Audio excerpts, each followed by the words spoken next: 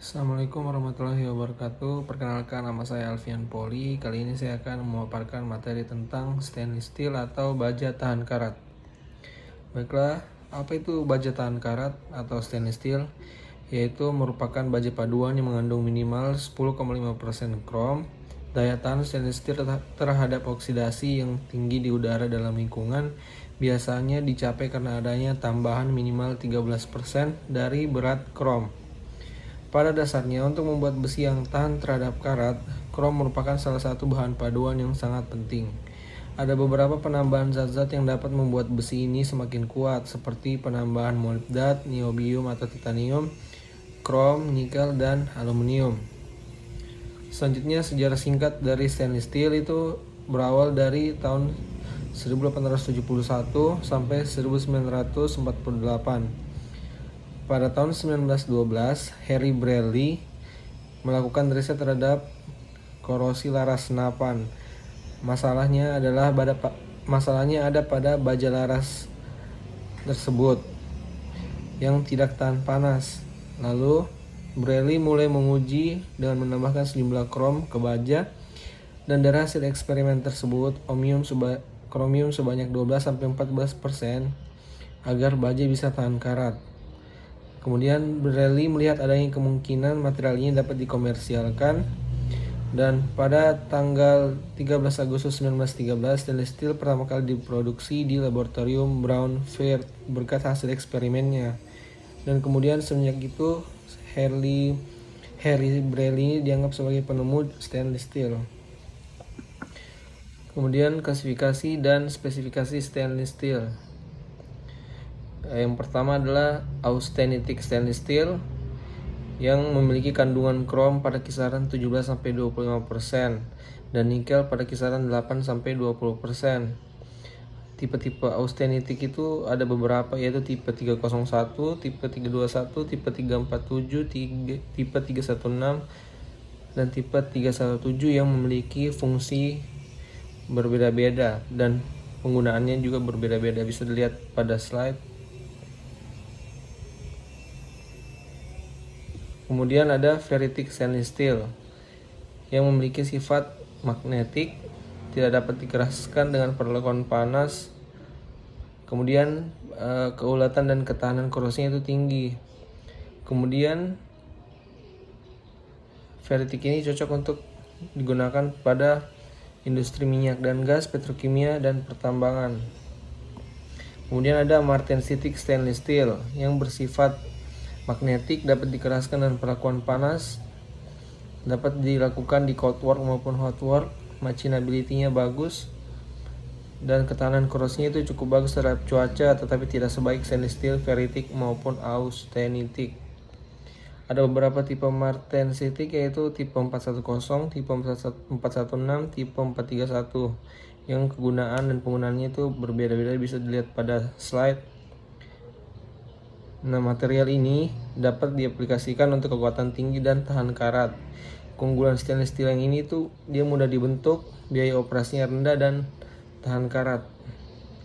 Kemudian ada duplex stainless steel, yaitu jenis stainless steel yang mengandung unsur kromium, nikel, molybdenum, dan nitrogen pada kadar yang seimbang.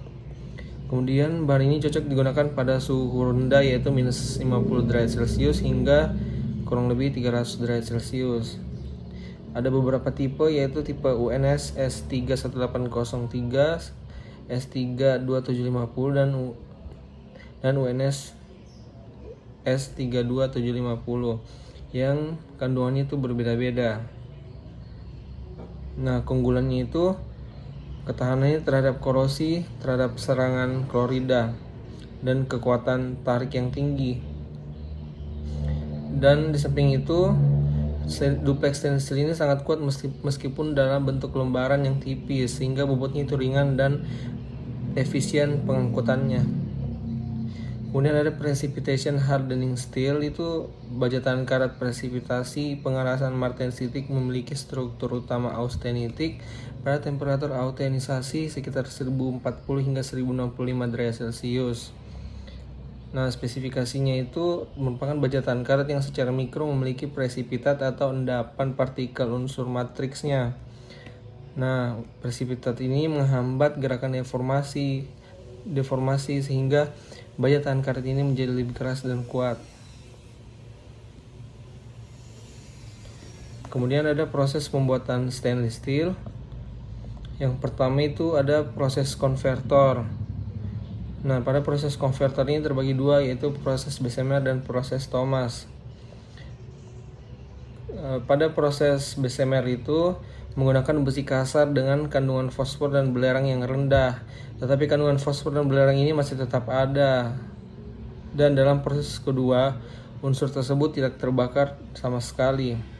Sedangkan pada proses konvertor Thomas itu disebut konvertor basa atau proses basa karena sebab batu tahan apinya itu bersifat basa serta digunakan untuk mengolah besi kasar yang bersifat basa. Nah, kemudian pencegahan pembakarannya itu dilakukan dengan menganggap selesai prosesnya walaupun kandungan fosfor masih tetap tinggi. Kemudian pada fosfor ini akan membentuk terak. Terak ini itu biasanya bersifat basah dan dapat dimanfaatkan menjadi pupuk yang dikenal dengan nama pupuk fosfat. Kemudian itu ada proses Siemens-Martin, yaitu menggunakan muatan besi bekas yang dicampur dengan besi kasar sehingga dapat menghasilkan baja dengan kualitas yang lebih baik.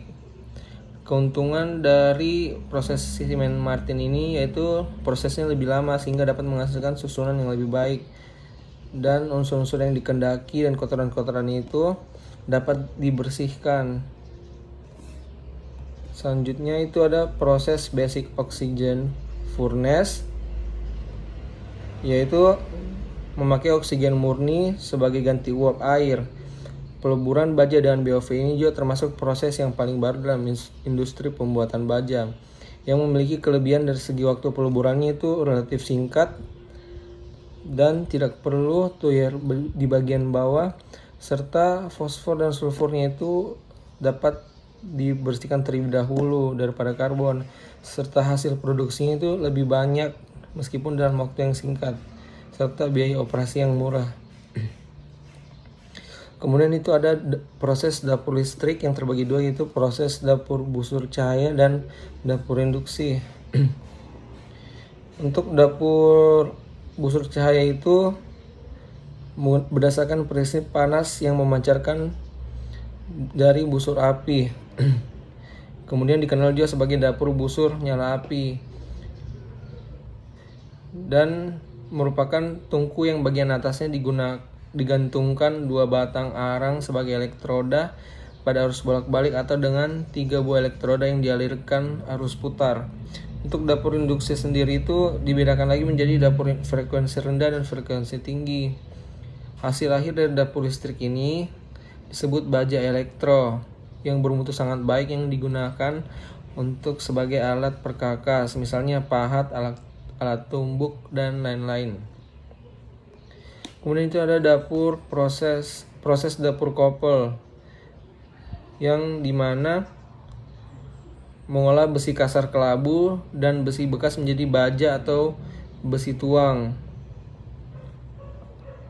Kemudian itu ada proses dapur cawan, yang dimulai dengan memasukkan baja bekas dan besi kasar dalam cawan, kemudian dapur ditutup rapat. Kemudian dimasukkan gas-gas panas yang memanaskan sekeliling cawan dan muatan dalam cawan kemudian akan mencair. Nah, setelah itu siap untuk dituang dan dijadikan baja-baja istimewa dengan menambahkan unsur paduan seperti krom, nikel, mangan, dan molib dan aluminium. Untuk penggunaan dan aplikasinya, stainless steel itu merupakan material primer digunakan dalam industri konstruksi. Bentuk dari produk stainless steel itu ada berbagai macam, dapat lihat pada tabel.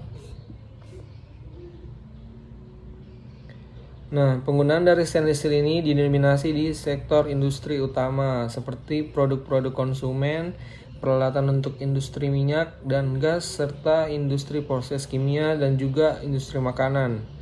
Pengaplikasiannya itu dapat lihat pada tabel berikut. Contoh lain aplikasi dari stainless steel dalam bidang industri itu ada pada industri susu yang penggunaan komponennya itu terbuat dari baja tahan karat dan dominan di segala proses produksinya.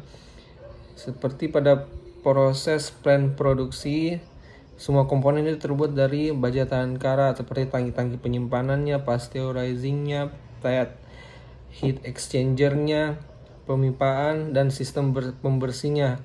Kemudian di industri air mineral itu ada menggunakan tipe 316, dan tentunya pada penggunaan di industri air mineral ini baja tahan karat tidak akan mengurangi rasa dan tidak menurunkan nilai vitaminnya. Kemudian untuk proses pengolahan buah dan sayuran itu menggunakan komponen baja tahan karat juga, yaitu tipe 304, dan digunakan seperti pada pengolahan olahan tomat dan lain-lainnya. Baik, sekian pemaparan materi tentang stainless steel atau baja tahan karat. Terima kasih.